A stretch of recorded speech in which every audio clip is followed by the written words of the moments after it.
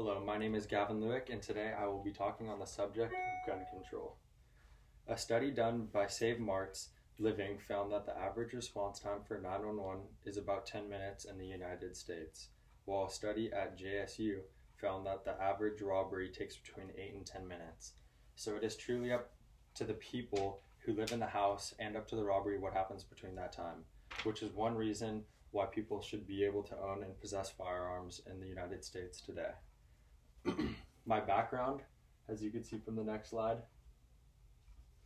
growing up, or background throughout history, the news has been expressing the idea of mass shootings have been growing, and the stress for firearms and restrictions in the United States has grown immensely, and the controversy between solutions has grown greatly as well.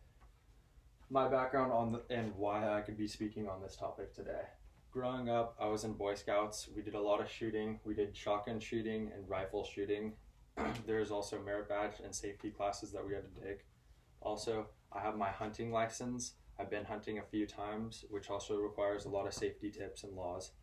And then just shooting with my family and friends growing up. So the safety within all that. So I have much background within when it comes to shooting. We should not continue putting laws in place regarding firearms, but rather take different safety precautions for these issues. The main points that I will be talking on today: mass shootings and the controversies between mass shootings and what is happening throughout the media and how they're portraying it, firearm laws being pushed and the contradictories within these laws and how criminals are getting around them. And then last, I will be talking about the cities with the strictest gun laws and how it has played a role within those cities when this happened. Okay. Mass shootings, next slide. There we go. Mass shootings.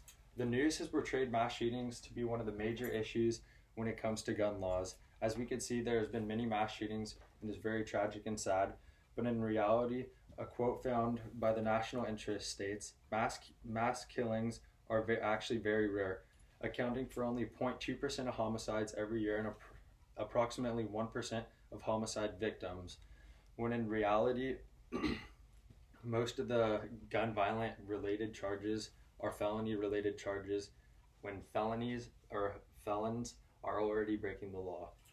And in all states, felons can't actually possess or own a gun. Next, we could see in gun-free zones. A lot of people push the idea of gun-free zones, and that gun-free zones are a safe area for people to go, such as many school campuses, when in fact that 90% of mass shootings happen within gun-free zones.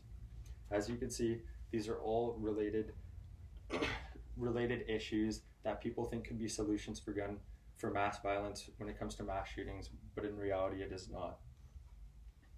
A common solution that I have seen and researched throughout this project, I have found that people have been pushing the idea to get armed retired vets who have gone through many trainings that they could work at to protect these places that are considered to be gun-free zones, such as schools, malls. This would also solve the solution of unemployed vets after returning from war, while also giving them a job and ensuring the safety of the community.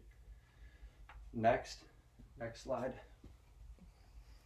I'll be talking on gun laws and their issues. The first issue that I see when it comes to gun laws after reading is that many states are pushing for the idea that the requirement should be 21 to possess or own a firearm. But when in reality, the average mass shooting age is roughly 34 years of age. So the mass shooting group is actually older than the requirement. So we'd need to make the requirement older than 35 to stop the statistic. Next is the high capacity magazines.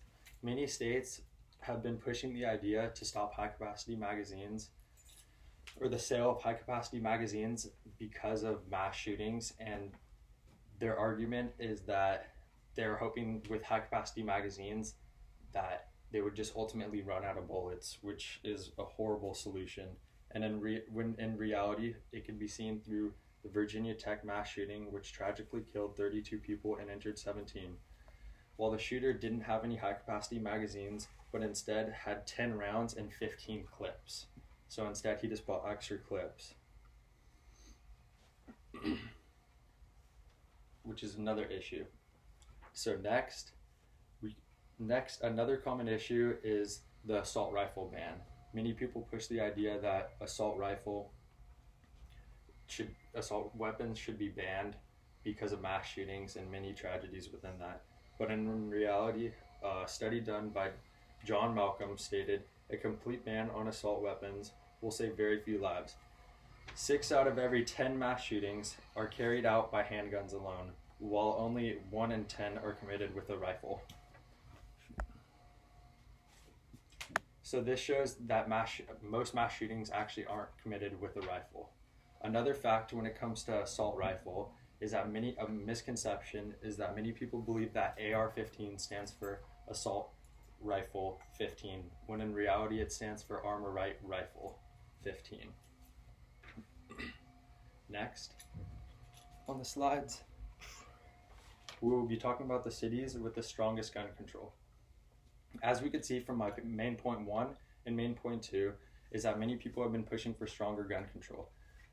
For example, Detroit, Michigan, one of the cities with the strongest gun control laws in the United States today.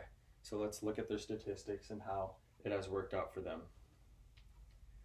First off, the requirements to get a firearm in Detroit, Michigan are very hard. First, you have to apply, then you have to do multiple background checks, and then next, you have to wait a 10-day waiting period in order to see if you've been approved. I do agree with the waiting period and the background checks, but I do not agree that there should be many requirements and laws in place, making it extremely hard for citizens or nearly impossible for citizens to acquire a firearm. This is because many criminals, as I stated earlier, felons can't actually own or purchase a firearm. So if you stop the sales of firearms to the normal citizens, the law-abiding citizens, it actually gives an advantage to the criminals because they will ultimately buy ghost guns, which are untraceable by the government, resulting in them having the ability to commit higher crimes while other citizens will not be armed.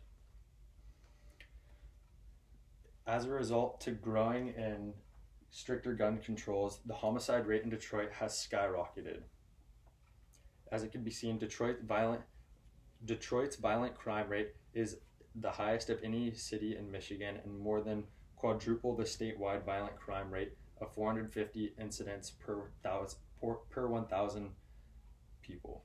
Also, the most popular city in the state, Detroit, reported 267 murders, or 47% of all murders in the state in 2017. This shows that through stricter gun laws, the homicides rates have skyrocketed, resulting in more violent crimes with firearms. As a result, and also resulting in scaring the people in the community because they do not have a way to defend themselves from these violent criminals. Conclusion. I do believe that we have an issue in America today with crimes and violence within gun control now, but I do not believe that stricter gun laws is the solution, but rather I think we could come up with better solutions like more armed guards or more protection within large areas with many people to protect over the people. What we have talked about today is mass shootings and common misconceptions that most crimes happen within mass shootings, but in reality it is violent crimes with pistols and not assault rifles. Next, we talked about firearm laws being pushed and the effects and how they have played a role in many states. And then last, we saw how the cities with the strictest gun laws and gun restrictions actually have had the most violent crimes when it does come to gun violence and gun-related incidents. Last, I do believe that we have an issue in today's society, but I do not believe that gun control and restricting our Second Amendment right is the right solution in today's society, but rather think we should come up with better solutions as a group, as a whole, and come together and decide what would work best for us as people. Thank you.